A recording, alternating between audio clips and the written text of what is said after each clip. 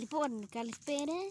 Σήμερα θα βγει μια χριστουγεννιάτικη, κάτι σαν ανακοίνωση. Χριστουγεννιάτικο μήνυμα. Ναι, χριστουγεννιάτικο μήνυμα. Και ναι. Χαίρετε και από εμάς, γεια σας. Χριστός γεννάται, αληθώς γεννάται ο Κύριος. Είμαστε εδώ έξω, ανάψαμε μια φωτιά να ζεσταθούμε.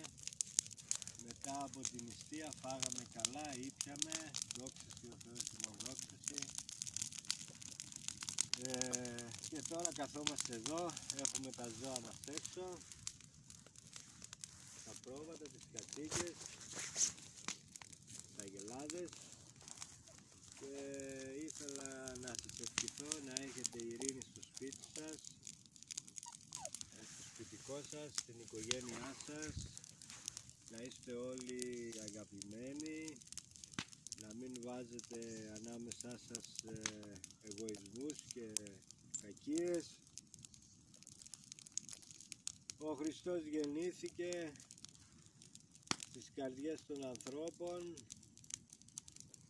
που τόσο αγάπησε τους ανθρώπους ο Χριστός μας, που θυσιάστηκε για εμάς.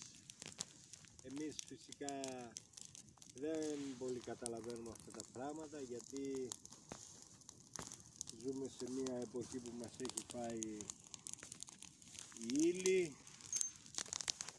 και μας έχει καταδυναστεύσει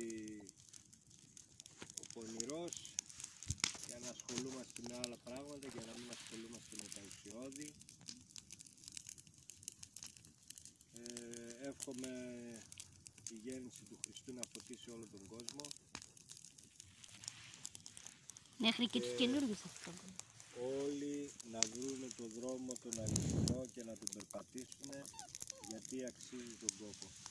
Καλά Χριστούγεννα, καλή νέα χρονιά, ευτυχισμένη το νέο έτος, και θα είναι πιο καλύτερο το νέο έτος από το περασμένο.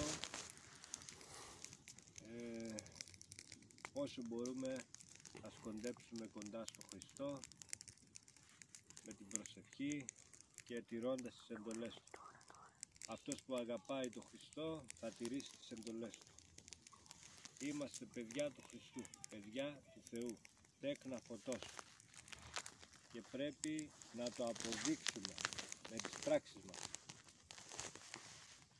Καλά Χριστούγεννα, καλή πρωτοχρονιά, να είστε καλά, γεια σας.